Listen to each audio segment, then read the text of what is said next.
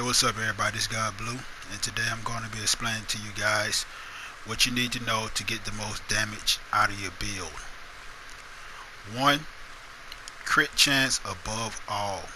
And the reason I say that is, if you're hitting a person, the more you crit, the higher damage you're going to do, period. Because if you're just shooting a gun, let's say like how these guns is right here, like they're just hitting for like 7k or whatever, since this just the low level beta.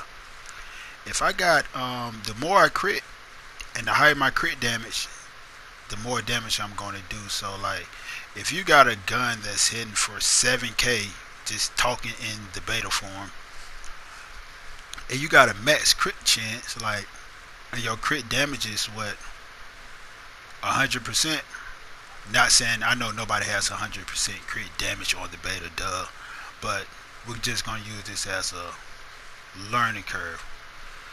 If you hitting for 7k and your crit damage is over 100 and you have a max crit chance, technically you really hitting for 14k all the time, or more than most of the time you hit for 14k.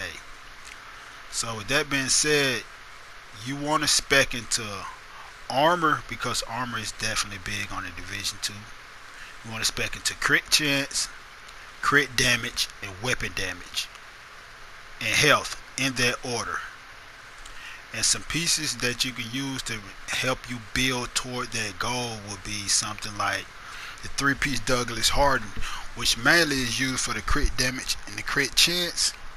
And you see how I have the mask right there, but you'll want that 3-piece, but you will want crit chance instead of cooldown reduction on that mask. And since I'm using an assault rifle, I'm going to use the furnace group, which have assault rifle damage, have health, and you see what you want harden on all your pieces, almost at least 4 of them.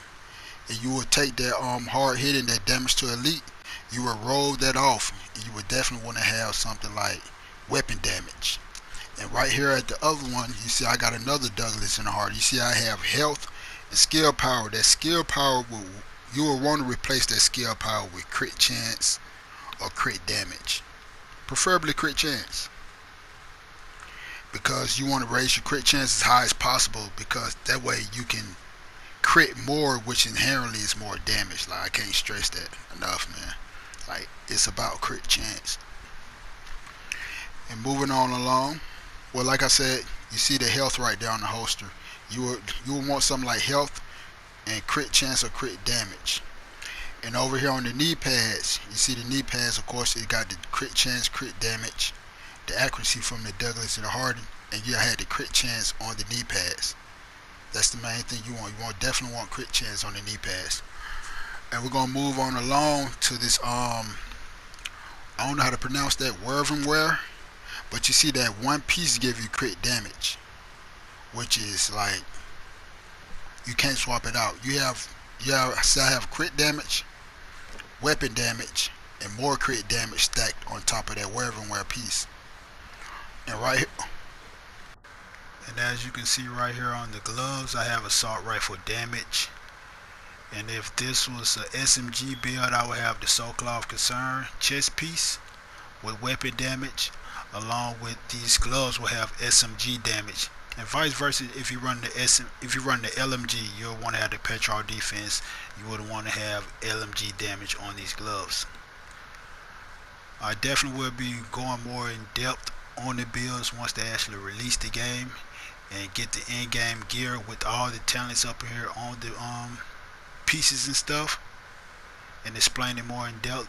But this video is just a beginner, a little starter to point you in the right direction on how you could think about how you want to make your builds to get the most damage out of your builds, because I know a lot of people are confused. That'll be all for today. I definitely appreciate you for stopping by. Hopefully the video was helpful, and see you guys when the game is released. Take care.